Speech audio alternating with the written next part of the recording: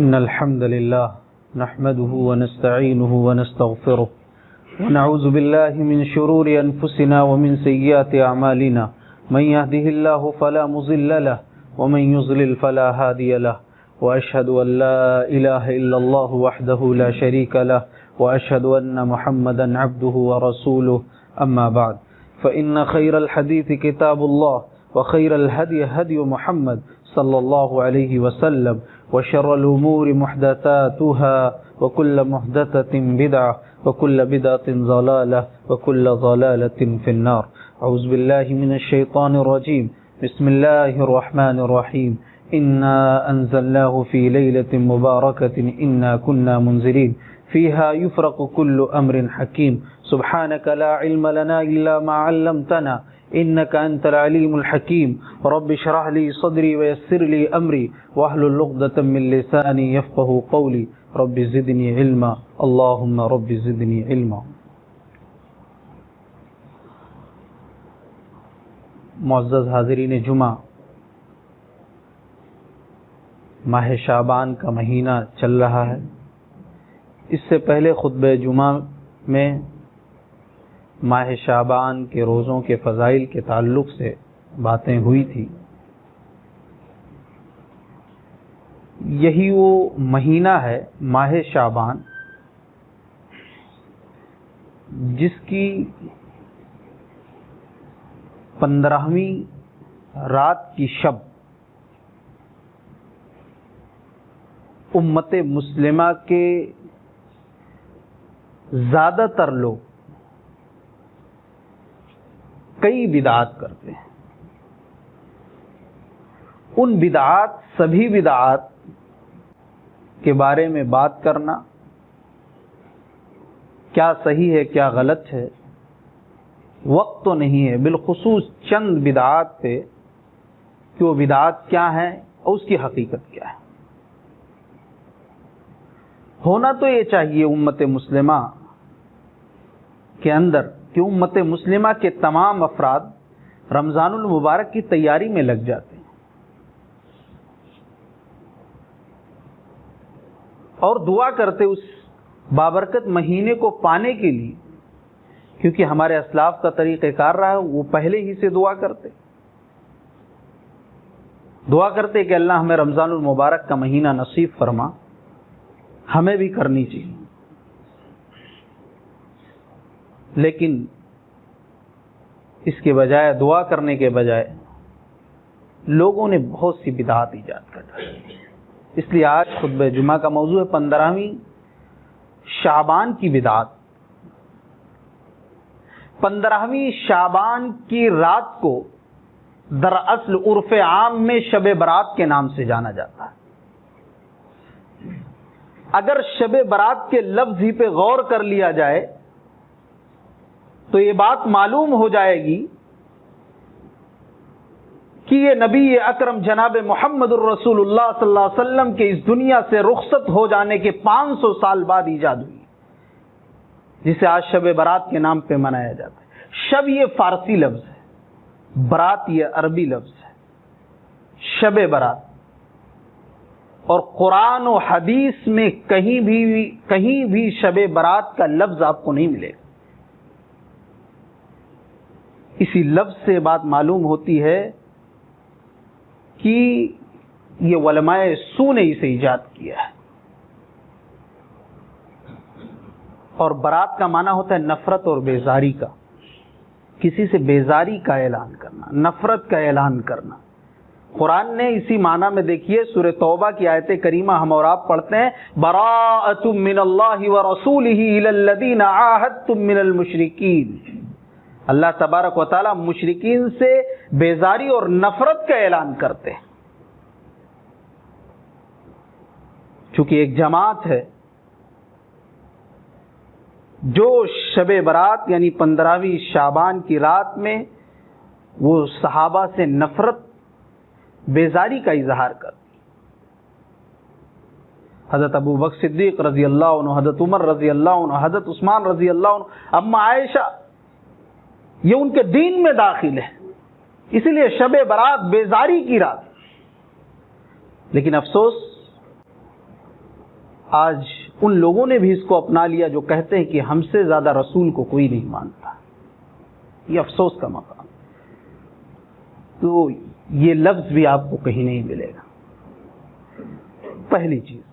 دوسری بات، شب برات منانے والوں کی ایک غلط فہمی یہ ہے، اس کا ازالہ کرنا ضروری ہے کہ یہ بڑی رات ہے اور یہ بابرکت رات ہے. ان کی دلیل کیا ہے؟ انا انزلناہ فی لیلۃ مبارکۃ انا کنا منذرین، کہ ہم نے اس قرآن کو بابرکت رات میں نازل کیا ہے. انا کنا منذرین، اور ہم اس قرآن کے ذریعے لوگوں کو جہنم کی عذاب سے ڈرانے والے ہیں. فیہا یفرق کل امر حکیم، یہ وہ رات ہے جس میں ہر مضبوط کام کا فیصلہ کیا جاتا ہے. یہ وہ آیت کریمہ ہے جسے علماء چیخ چیخ کر بیان کرتے ہیں. یہ بہت بڑی رات ہے جس میں سال بھر کے سارے فیصلے ہو جاتے ہیں. کس کی موت ہوگی، کس کی زندگی رہے گی، کیا ہونے والا ہے، ساری چیزیں. یہ ایک جو تھوڑا سا قرآن سے دلچسپی رکھتا ہے، افسوس کا مقام ہے، تھوڑا سا بھی قرآن سے دلچسپی رکھتا ہے، قرآن کے ترجمے اور تفسیر کو سمجھتا ہے، تھوڑا سا بھی، وہ اس بات کو بتا سکتا ہے کہ لیلۃ المبارکہ سے وہ رات کون سی رات ہے. وہ رات شب قدر کی رات ہے. قرآن کس مہینے میں نازل ہوا؟ شعبان کے مہینے میں نہیں. شہر رمضان الذی انزل فیہ القرآن، وہ رمضان کا بابرکت مہینہ تھا جس میں قرآن کو نازل کیا گیا. اور اس کی وضاحت جو سورہ قدر کی آیت ہے اس سے بھی ہو. انا انزلناہ فی لیلۃ القدر، ہم نے قرآن کو لیلۃ القدر میں نازل کیا. وہ رات جس کی عبادت 1000 مہینوں کی عبادت سے بہتر ہے. امام ابن کثیر کہتے ہیں کہ جو شخص لیلۃ المبارکہ سے شعبان کی 15ویں رات کو مراد لے، وہ بہت بڑی غلطی اور بہت بڑی غلطی پر ہے، اس کو اصلاح کرنے کی ضرورت ہے. تو یہ غلط فہمی ہے لوگوں کے اندر، اس غلط فہمی کو دور کرنے کی ضرورت ہے. اس کی ذمہ داری ہماری ہی نہیں، آپ سب کی، کہ لیلۃ بابرکت رات سے مراد وہ شب قدر کی رات ہے جو رمضان کے مہینے میں آتی ہے. 5 طاق راتوں میں سے کسی ایک رات کو تلاش کرنے کے لیے کہا گیا. اس غلط فہمی میں پڑھ کر لوگ کہتے ہیں بڑی رات ہے اور بہت سی بدعات کرتے ہیں. پہلی بدعت آپ دیکھیے، قبرستانوں میں لائٹیں، روشنی، اور لوگ قبرستان، بہت زیادہ بھیڑ اکٹھی ہوتی ہے قبرستانوں میں. لوگ وہاں جاتے ہیں بخشش اپنے میت کے لیے، دعا مانگنے کے لیے، مغفرت کرنے کے لیے. قبرستان جانا کوئی غلط نہیں، آپ قبرستان جائیے، زیارت کریے، کثرت سے جائیے، کوئی منع نہیں کرتا ہے. لیکن 15ویں رات کی شب کو آپ اس کو خصوصی طور پر دین کا حصہ سمجھ کر اگر جا رہے ہیں تو یہ غلط طریقہ ہے، بدعت ہے.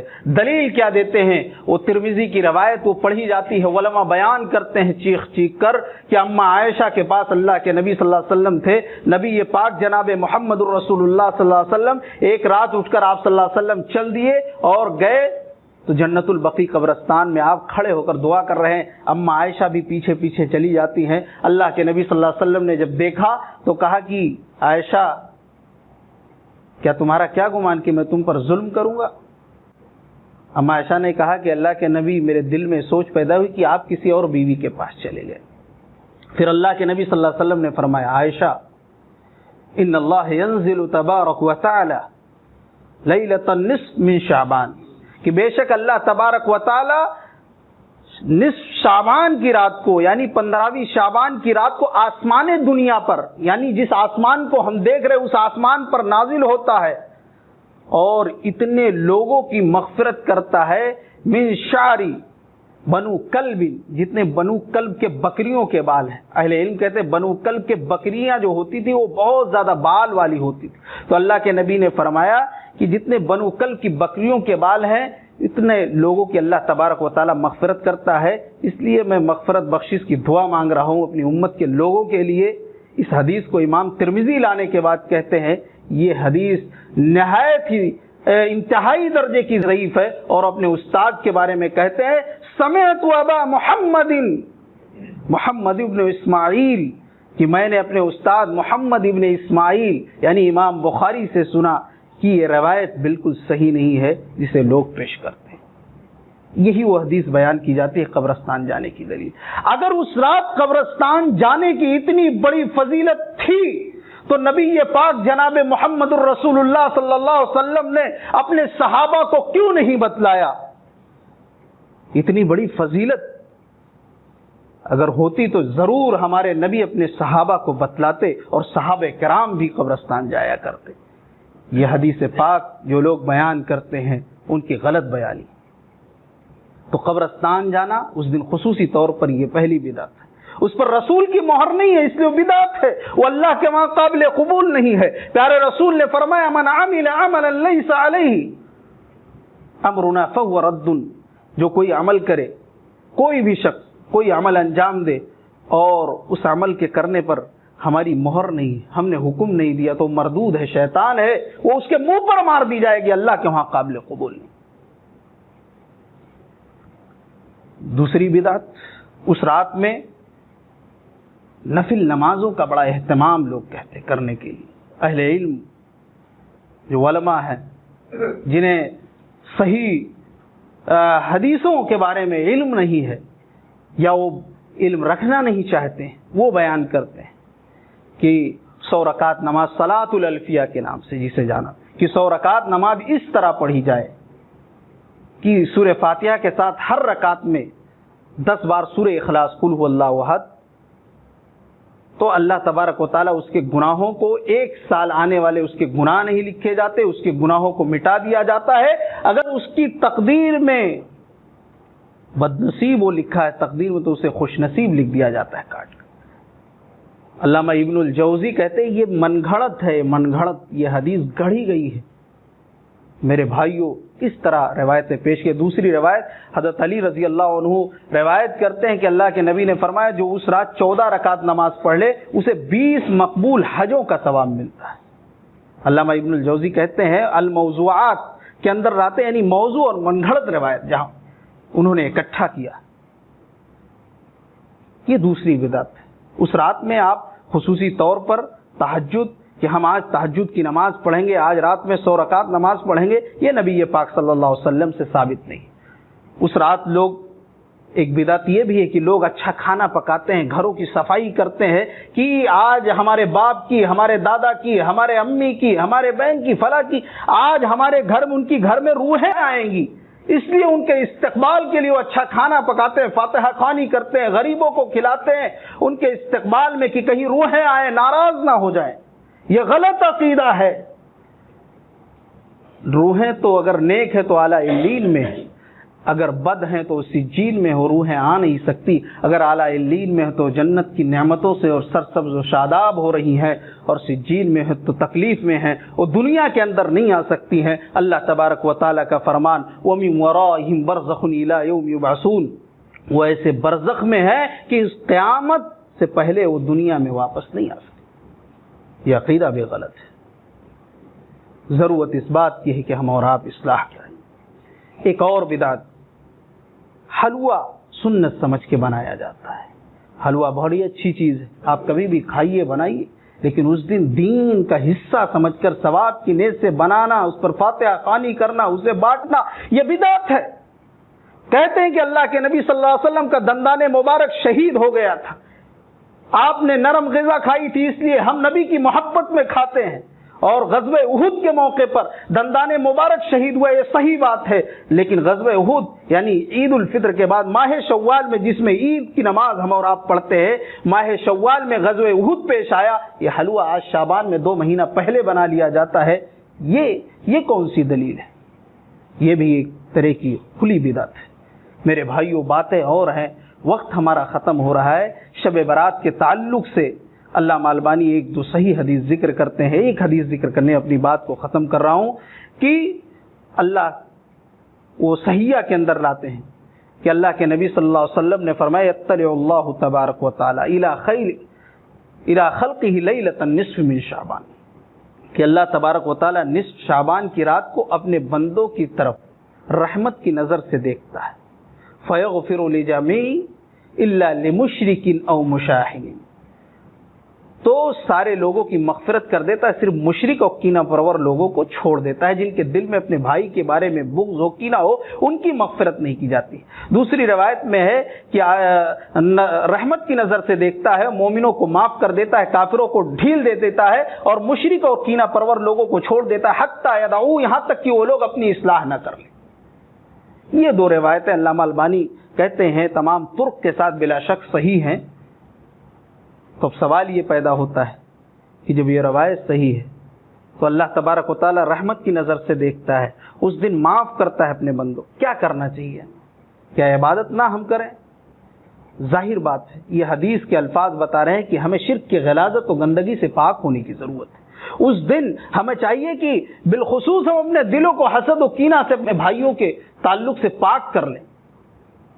اور اگر عبادت کا تعلق ہے تو اس کا جواب یہ ہے کہ ہمارے نبی نے اس رات میں کوئی خاص عبادت نہیں کی، نہ صحابہ نے عبادت کی ہے، اس رات میں خصوصی طور پر عبادت کی ہے. اس لیے ہم بھی اس رات خصوصی طور پر عبادت نہیں کرتے. اگر اس حدیث کو کوئی دلیل بنا رہا ہے تو اللہ تبارک و تعالیٰ تو تفتح ابواب الجنہ یوم الاثنین یوم الخمیس، ہر سوموار اور جمعرات کو جنت کے دروازے کھولے جاتے ہیں اور اللہ تبارک و تعالیٰ مغفرت کرتا ہے، سوائے مشرک اور کینہ پرور لوگوں کو چھوڑ دیتا ہے. تو ایسا کرنے والوں کو ہر سوموار اور جمعرات کو رات کو نمازیں پڑھنی چاہیے، جاگنا چاہیے، خصوصی طور پر اہتمام کرنا چاہیے. معلوم یہ ہوا، خلاصہ کلام یہ ہے میرے بھائیوں کہ 15ویں شعبان کی رات کے تعلق سے جتنی بھی روایات پیش کی جاتی ہے وہ یا تو ضعیف ہے یا موضوع ہے یا من گھڑت ہے. 15ویں شعبان کا خصوصی طور پر روزہ رکھنا یہ بھی صحیح نہیں ہے، یہ بھی غلط ہے. جیسا کہ پچھلے خطبہ جمعہ میں بیان کیا گیا کہ اللہ کے نبی صلی اللہ علیہ وسلم نے فرمایا کہ کسی بھی دن کو روزہ کے لیے، خاص طور پہ آپ نے جمعہ کا الفاظ، جمعہ کے دن کو بھی روزہ کے لیے خاص نہ کرو. جمعہ کا دن کتنا بڑا مقام ہے، تمام دنوں کا سردار ہے، لیکن نبی پاک صلی اللہ علیہ وسلم نے اس دن بھی منع فرما دیا ہے. میرے بھائیوں، اللہ تبارک و تعالیٰ سے دعا ہے رب العالمین ہم تمام لوگوں کو جناب محمد رسول اللہ صلی اللہ علیہ وسلم کے طریقے کے مطابق زندگی گزارنے کی توفیق عطا فرمائے. آمین وآخر دعوانا ان الحمدللہ.